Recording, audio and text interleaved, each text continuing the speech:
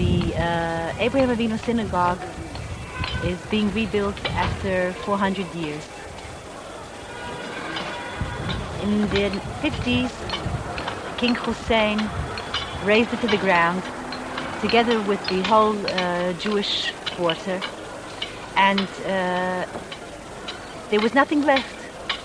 And on the site of the Abraham Avinu Synagogue, he placed a public toilet and a goat pen.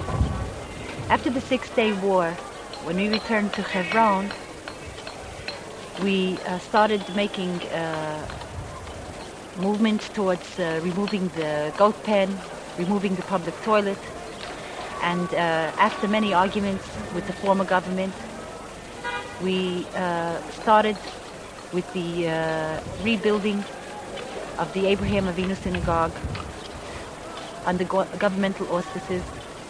And as one sees now, it's nearly completed.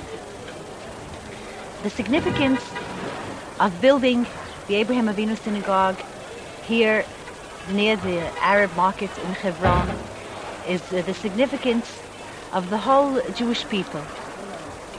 There were many famous communities all over the world where Jews lived once, in Odessa, Saloniki, Frankfurt, Lvov, Levenger,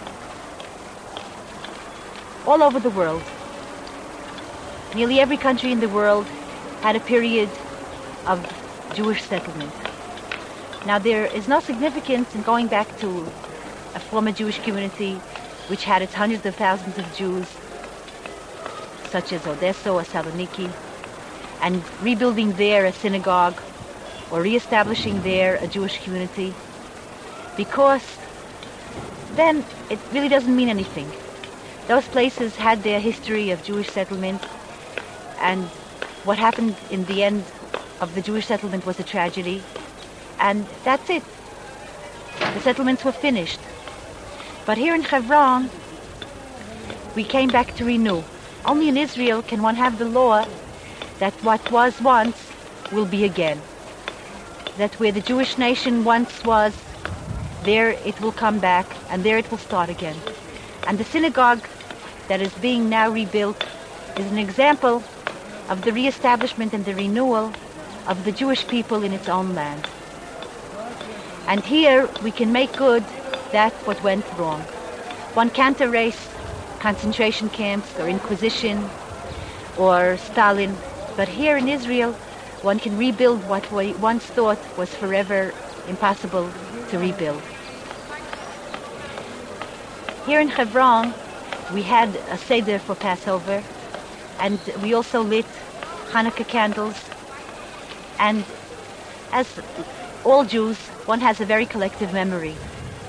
So one thinks about how for 2,000 years we've been rolling around the world as a nation, from one country to another, from Spain to Europe to Russia to North Africa, and all of a sudden after 2,000 years, here we are back in the beginning again, lighting candles in Hebron, making Passover Seder in Hebron as Judah Maccabee did before us, rebuilding synagogues, re-establishing a new community. Who would ever have believed that it could be? It's written, Chadesh Yameinu Kekedim. Return our days as of old. And that's what's happening now. Our days are being returned as of old. They're being returned in a very prosaic way. If one looks around and sees the market here, or the streets in Hebron, so everything seems so everyday and so prosaic, but a person with an inner vision realizes that something very great is going on here. Something very magnificent, that we have managed to come back, that we have succeeded in coming back, that we are coming back, and that we're renewing communities, synagogues, renewing the Jewish history, starting Jewish history again from the beginning. And if God only gives his blessing, then we will be successful in everything now that we have started out to do. We've come back to Hebron, the Jewish city that is mainly inhabited by Arabs, and we're finding a way of mutual living. There's a basic confrontation here about the sovereignty over the land of Israel. But I think that once the Jews themselves realize their strong eternal tie to the land of Israel, then eventually the Arabs also will reconcile themselves to the fact of Jewish sovereignty over all of Israel. Many people have asked, how can you live here if the inhabitants here don't like you? So I always answer in return that I don't think that wherever we were, anywhere in the world, we were particularly liked. And the basic question here in Israel is that we are no longer guests in a host country where we are dependent on the mood of the leader.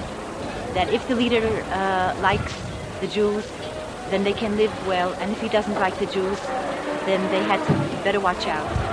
Here in Israel, we have our own government and our own army, and it won't be again like it was, let's say, in the time of the Inquisition, when the Jews were considered heathen, or in the time of Germany, when Hitler considered the Jews as subhuman, or in the time in Russia, when Stalin considered the Jews too intellectual, or even in present-day time, the way the situation now is in Ethiopia, or in Syria, or in Russia. Here, we are in our own sovereign land, and we will find a mutual way of life together with the local inhabitants. And one of the points that I would like to stress here, many times people ask me if we don't try to encourage friendships between the children, or try to encourage strong friendships between the families. I say that one of the great curses of Jews at this time is assimilation.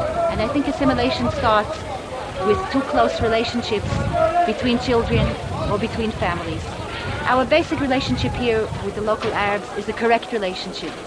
We are very careful not to have debts.